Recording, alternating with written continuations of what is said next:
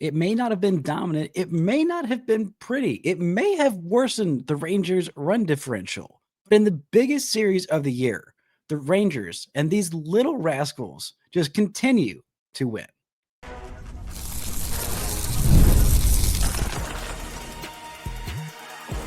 You are Locked On Rangers, your daily Texas Rangers podcast, part of the Locked On Podcast Network, your team every day. You are locked onto the Texas Rangers, the first and best daily Rangers podcast. I'm Bryce Paddock, a criminally addicted Texas Rangers fan, covering this team for 12 seasons, including all 7 as the founder and host of this podcast. Thank you all so much for making Locked On Rangers your first listen every single day. If you're not already, you can follow me on Twitter at Bryce Paddock. You can follow the show at Locked On Rangers. Hit subscribe on your favorite podcasting platform and on YouTube, where the best way can help grow the show is to comment nearly any single thing below. Now, on today's show, we're talking about this wild weekend series against the Houston Astros. These little rascals refusing to die. Some big moments from this starting rotation and some possible help for this starting rotation coming in the form of Tyler Mahle. Before we get into all of that, this episode is brought to you by Monarch Money. Take control of your finances with Monarch Money. Use code LOCKEDONMLB at monarchmoney.com for 50% off your first year. Now, the Rangers played hero in this one, winning 2 out of 3, and in the process, somehow worsening their run differential. But again, the run differential may not matter.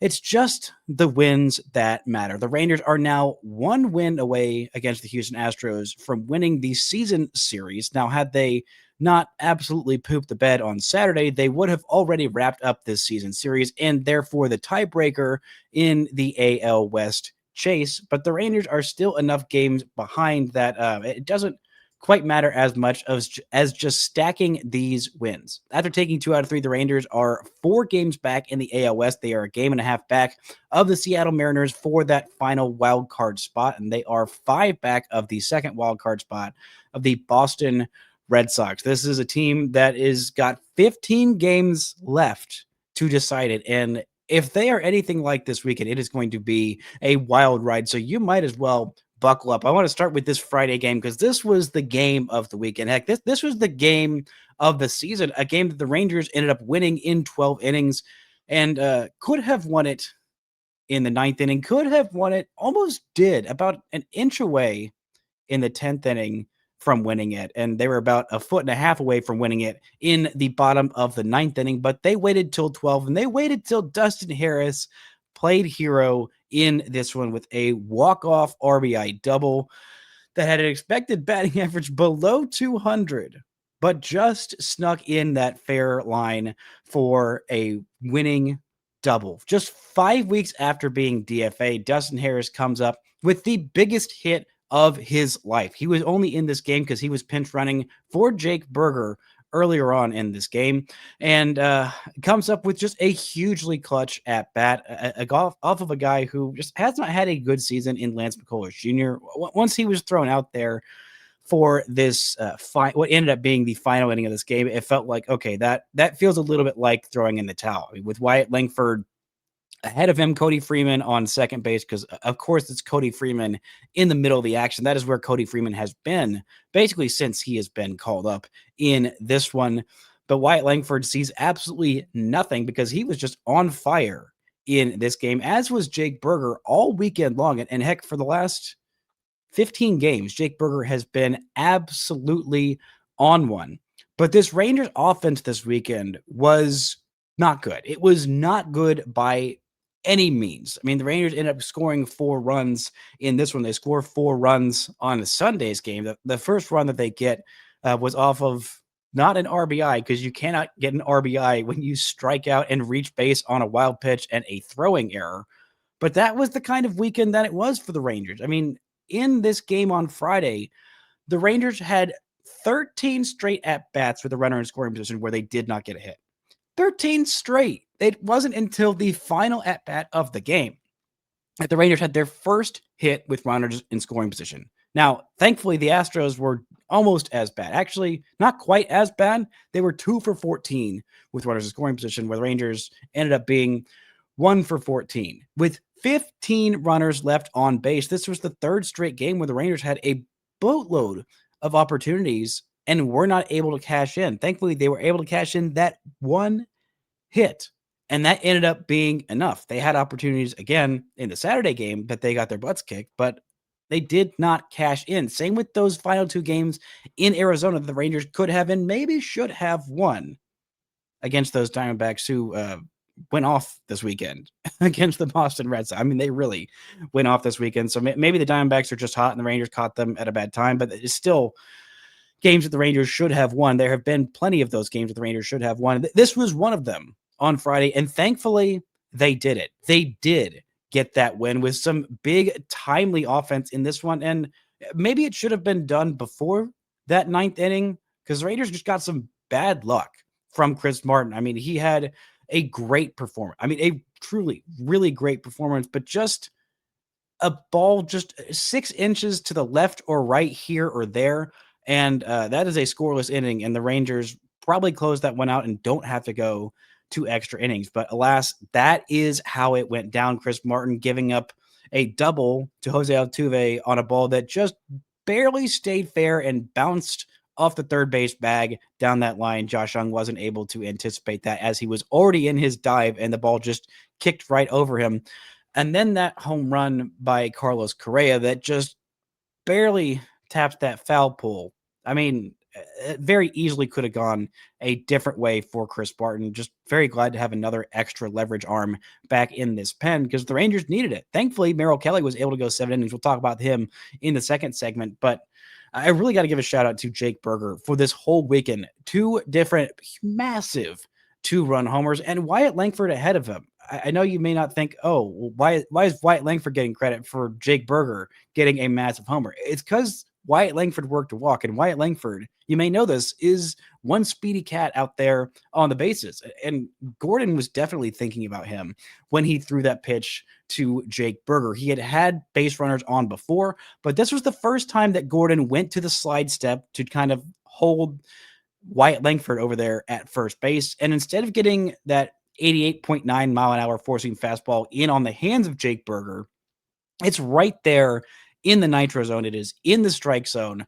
And Jake Berger does not miss it. He absolutely obliterates this thing 113 miles an hour for a go-ahead 2-run homer, which could have been the difference in this game if not for Carlos Correa's 2-run homer. But again, it just made for all that much more theatrics. Wyatt Langford has another phenomenal week. I mean, this one, he was 2 for 4 with a couple of walks, and one of those doubles was in the 9th inning that was just shy of being a homer. Would have been a homer if the Rangers were playing in Houston like they will be in a week's time. At this point, the Rangers are having so many massive games down the stretch. Every single one is so just astronomically, crucially important. And coming away with this one on Friday, I mean, you got to give a huge shout out to the guys in the pen who really held it down in this one. I know Chris Martin gives up those couple runs, but still, he gets Yordan Alvarez to ground into a double play, and unfortunately gives up those 2 runs with 2 outs in that inning. Phil Maton working an inning in 2/3. He has looked fantastic as of late after a couple of really rough outings, including that game, especially that game in Toronto on Friday night, a game where Jacob deGrom pitched brilliantly and the Rangers bullpen just absolutely pooped the bed, a game that the Rangers should have won. Again, so many different games like that the Rangers should have won, but he came up huge in this one. Sean Armstrong comes up huge with an inning and a third of scoreless ball in this one. And then Robert Garcia with a perfect inning of work in the 12th. He looked very good in that one. Looked good enough on Sunday. We'll talk about him in that Sunday game that was even while they're maybe less deserved of a Rangers win, but still the Rangers nabbing this one on the front end to steal at least one game and be now just one game away from that season series, just 4 games out in the division with 15 games left. That was absolutely massive, as was the performance from all the starting pitchers this weekend. We're talking about that and more right after this. This show is brought to you by Monarch Money. Most people can't name all their financial accounts or even what they're worth, whether it's 401ks, properties, or investments. And when you don't have the full picture, you can end up leaving money on the table. That's where Monarch Money comes in. It's an all-in-one personal finance tool that brings your entire financial life together in one clean, easy-to-use interface on your laptop or on your phone. Monarch is built for people with busy lives, so if you've put off organizing your finances, Monarch is for you. Monarch does the heavy lifting for you, so you can link all your accounts in minutes, see clear data visuals, and get smart categorization of your spending. You can finally feel in control of your money without ever touching a spreadsheet. They've got all kinds of different tools there. It makes managing your money with a partner so much easier. They've got all kinds of different ways to get in control of your finances. So don't let financial opportunities slip through the cracks. Use code LOCKEDONMLB at monarchmoney.com in your browser for half off your first year. That's 50% off your first year at monarchmoney.com with code LOCKEDONMLB.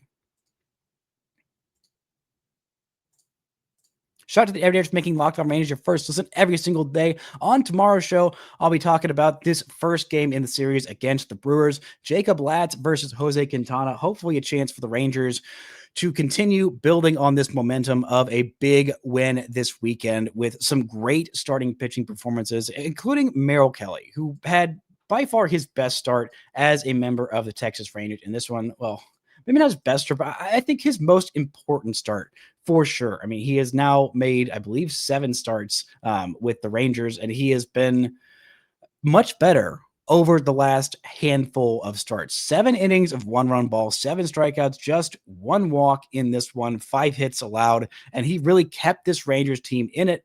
Maybe could have gotten out there for another pitch in the 8th inning, but I don't blame Bruce Bochy for pulling him out of this game after 94 pitches.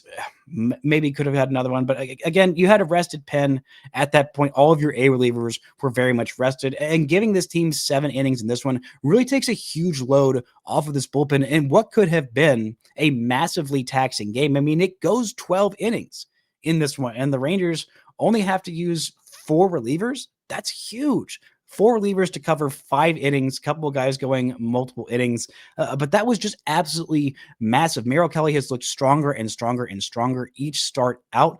And I just love Merrill Kelly. I mean, I really have greatly appreciated what he's been able to do. I think that game against Cleveland was probably his best start. He was okay against the Athletics on the 31st and on the August 30th, his last start out there. But this one, against the Houston Astros in a crucial must-win game to start off this series, this is exactly what the Rangers needed. This is exactly what they gave up 2 of their top 15 prospects for. I mean, 2 guys who I really liked. I think were really great prospects, and some other guys who I think could end up being big leaguers, if not impact big leaguers one day, in Skylar Hales.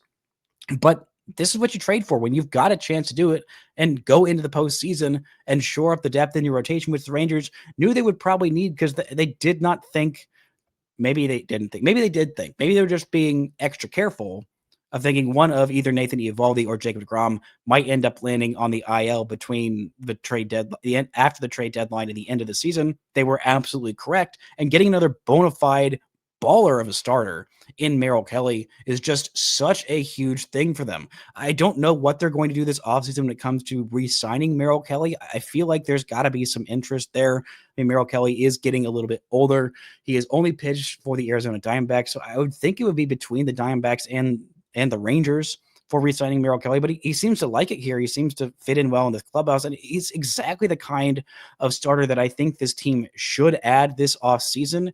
Now, we've seen it a bunch of different times where the Rangers, or I guess a couple of times, where the Rangers trade for a guy or sign somebody and then end up letting them walk. I guess I'm mainly just talking about the Jordan Montgomery situation where the Rangers had him in-house and then ended up letting him walk away and sign a big deal with the Diamondbacks. That looks smart in hindsight with how poor all of that situation was handled in Arizona. And now he is in Milwaukee, somehow got traded despite being on the IL for Tommy John surgery and making a whole lot of money. I don't understand exactly what all was going on with that situation, but Merrill Kelly is the type of guy who I think the Rangers need in their rotation for next year. Having a starting rotation next year of Jacob deGrom, Nathan Eovaldi, Merrill Kelly, Jack Leiter, and 5th starter, either Kumar Rocker or Jacob Latz, TBD at this point.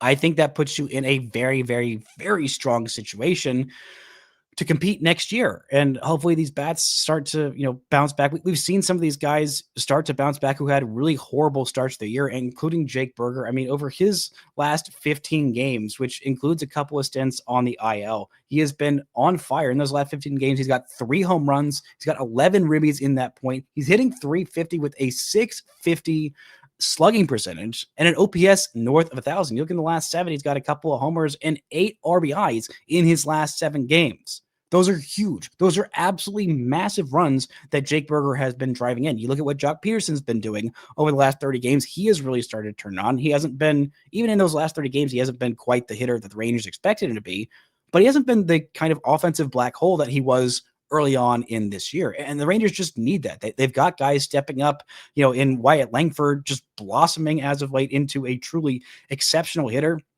We'll see whenever they end up getting Corey Seager back, if that is this year, but they'll have him for next year. They'll have Marcus Semien for next year. They'll have these other guys who are, these fringe roster spot guys that are filling in the gaps elsewhere. I mean, Josh Young has still been stepping up as of late. A huge RBI double for him in this Sunday game, where the offense was really doing absolutely nothing against Framber Valdez in this one. Once I heard that the Astros changed their starting pitching plans after beating the brakes off the Rangers in that Saturday game, 11-0, with 5 of those runs coming off of Caleb Bosley, who is no longer a member of this Texas Rangers organization, after 2 times in the span of a week where he just totally blew up in a situation that he should have at least kept slightly more manageable. But shout out to Josh Young getting it done, getting that second run on the board, and Jake Berger for getting those final 2 runs on the board, which ended up being the difference in this game. And I guess shout out to Jonah Heim who went 0 for 3 with 1 strikeout, and that strikeout ended up being what scored the first run. I mean, really, the shout out that is deserved is for Dylan Moore, who reached base on a really solid single against a tough lefty in Framber Valdez. He's still second base on first move, just easily, just completely safe in there by just the widest of margins. I mean, I don't even think there was a throw involved there. And he ends up having some super heady base running, scoring from second base on a strikeout wild pitch is not something you can say a whole lot of guys would have the aggressiveness and, smarts to do it in the correct situation, but he did it. And he earns like a huge praise in my book. He has been much better than I expected.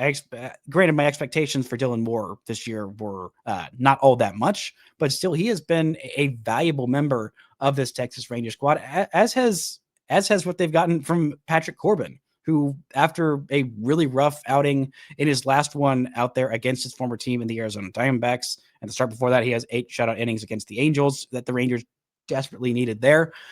I thought, okay, I don't know if Patrick Corbin's going to be able to stay in this rotation. If Tyler Mahle jumps in, is he going to knock Patrick Corbin out of this rotation? But shout out to him. He had a great start, 5 2/3 innings, just 1 run, 5 strikeouts in that game.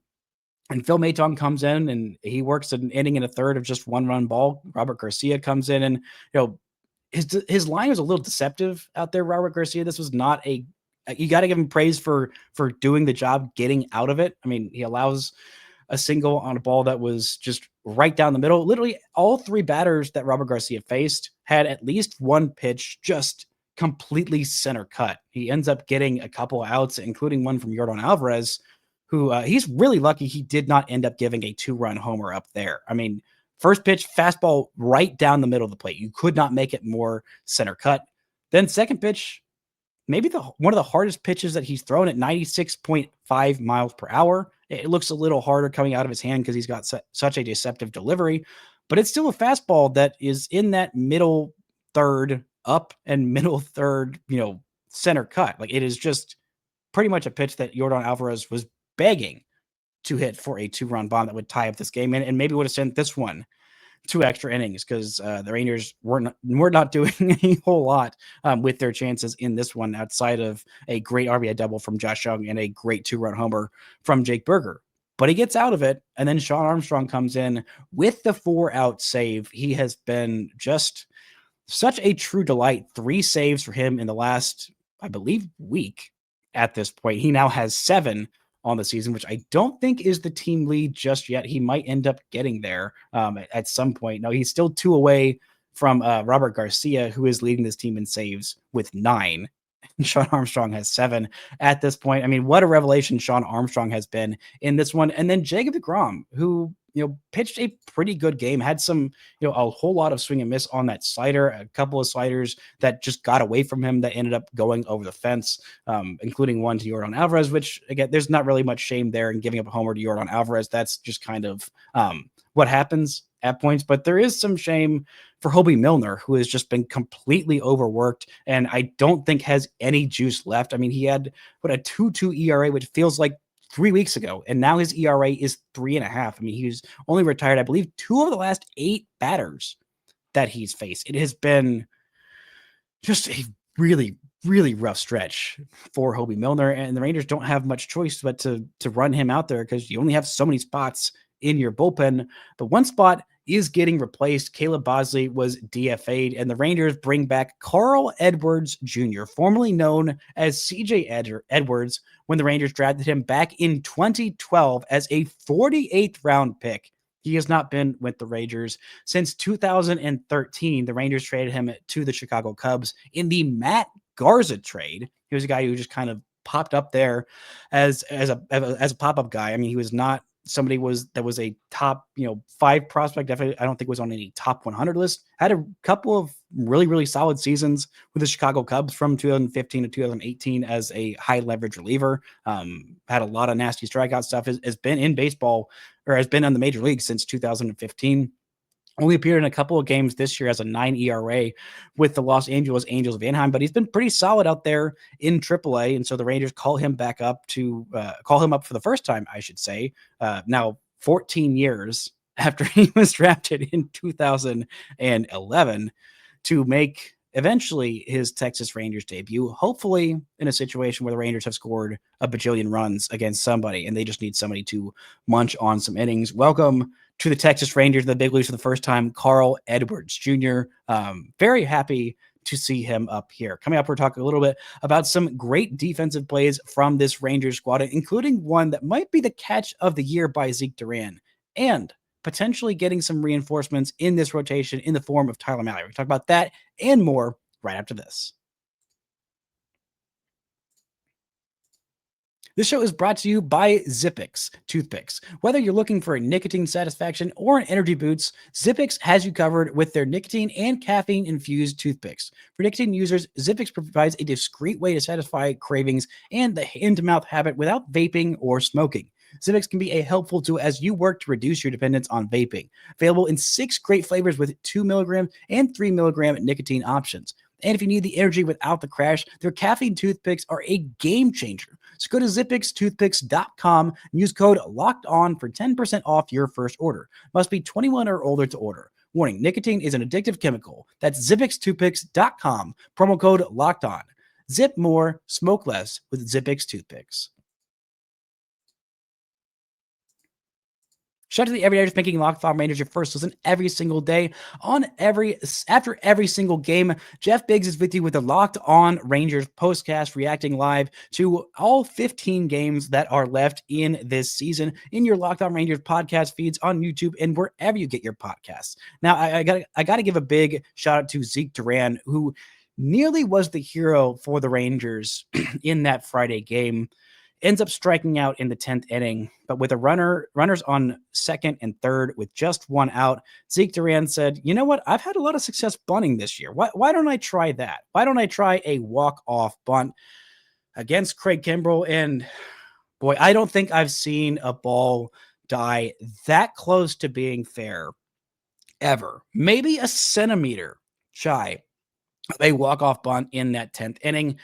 And then with one of the greatest catches I've ever seen from a shortstop, I mean, ranging back on Sunday's game and just a truly beautiful catch over the shoulder in very deep left center field. He ends, very shallow, deep for a shortstop to be going out and getting to that ball and just snags it right over the head. Just an absolutely beautiful.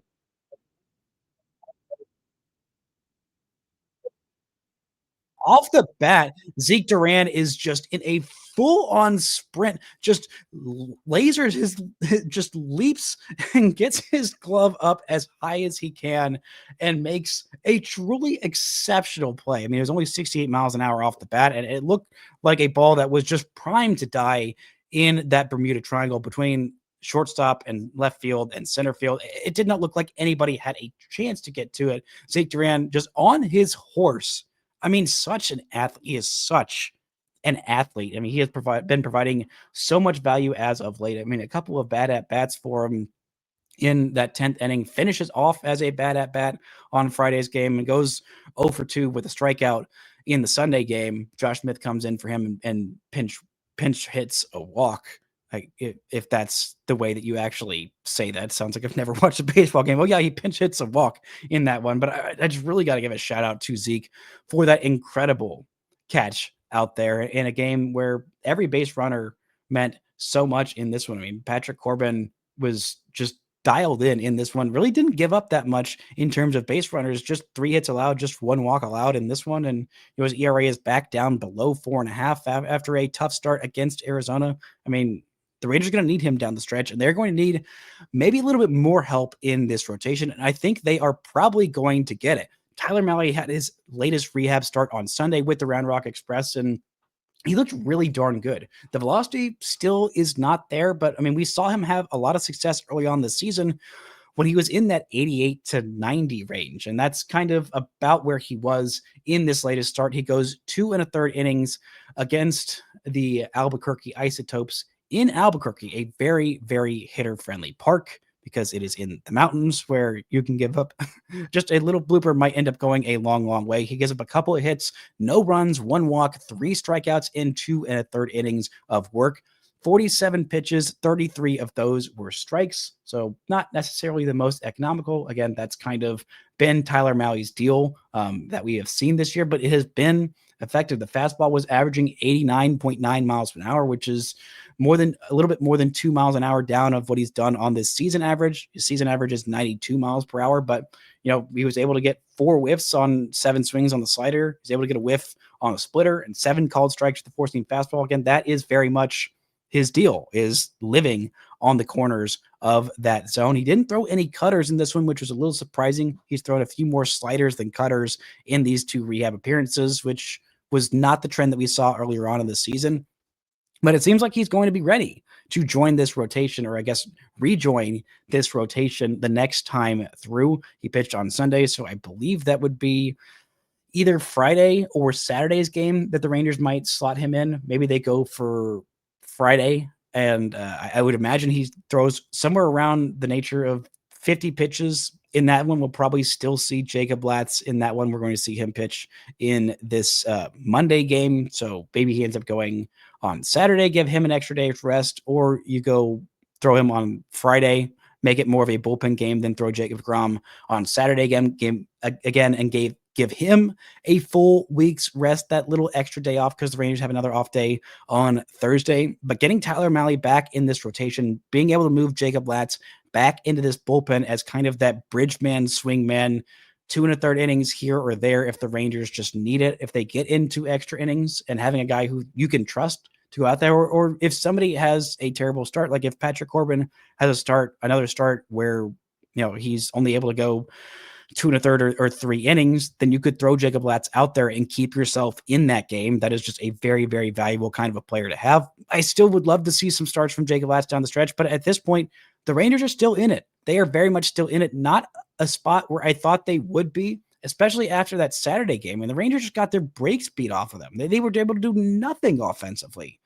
And they were able to give up 11 runs to an Astros team that offensively has struggled really badly. I mean, we saw it this weekend. They struggled really badly on Friday. They had a bazillion chances with runners in scoring position. They weren't able to do very much with it, just like the Rangers. And even on Sunday, they had several chances with runners in scoring position, and again, weren't really able to do all that much with those chances. They were 1 for 6 with runners in scoring position, and only had a couple of extra base hits. Dubon had a double off Patrick Corbin, and Christian Walker had a double off of Phil Maton. He ends up scoring on a couple of groundouts in this one. But again, this is this is a race that's very much still winnable. I mean, the AL West, I think, is still very much winnable. It would probably take a sweep in Houston, which would be a very tough thing to do.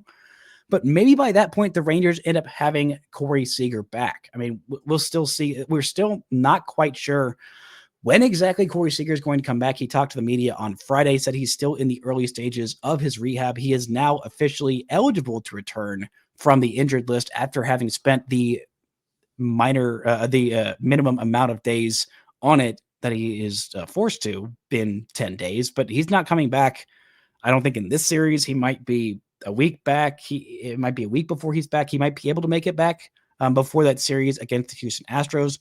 But he said he's been reading about a bunch of different appendectomy returns, a laparoscopic appendectomy, if you know what the difference is between that and a non-laparoscopic appendectomy, if that's even the other term for the other type of appendectomy. I mean, it's been kind of a wide-ranging return timetable from the time that it happened, because it's just kind of a weird injury, and that you don't really know exactly when a guy will return. Sometimes it's 4 to 5 weeks, it seems like, on average. Sometimes guys will return in 3 weeks. Sometimes guys will return in 6 weeks. That would be after the regular season is done, which might be after the Rangers' total season is done, because they are not in a playoff spot right now. We've seen someone return in as little as 10 days. I believe that was Matt Holliday, either with the Rockies or with the Cardinals. I'm not sure which team he was with at that point, but that's not going to happen because he is still working up to those more intense activities. He's not running yet. He is just walking at this point, because if he does start to, ramp it up too quickly, he could have another hernia situation. He had a couple of sports hernias the last couple of years. He had to have surgery on after the season, or that ended his season. And so he's not really eager to get back into those situations. But they're going to be without him for this Brewers series, almost assuredly. They're going to be without him probably for the series against the Mets. Maybe they get him back for that series in Houston against the Astros. That would be absolutely massive. Or maybe he's not back until those final 9 games against teams with losing records, or I guess the Guardians don't have a losing record at this point, but teams that are very beatable, that the Rangers will need to maybe rattle off a 9-game winning streak to finish off this season. They've got a huge series tonight starting against the Brewers. They've got Jacob Latz going on today's game on Monday. Then they have got Jack Leiter going on Tuesday against TBD at this point. Seems like a favorable matchup for the Rangers. But again, this Brewers team has been the best in baseball this season. And then Merrill Kelly versus Freddie Peralta on Wednesday. This game tonight against Jose Quintana is a game the Rangers absolutely need to take. They need to take as many wins as they possibly can. They've got, I believe, 15 games left, maybe 18, 15 games left. At this point, they cannot afford to drop basically, no, I think it is 18 games left between now and the end of this season. This is a huge, massive series win, and it cannot be the end. They need to continue to stack these wins in whatever way possible. That's going to do it for today's show. Thank y'all so much for listening and subscribing. And until next time, don't forget to enjoy Little Rascals Baseball.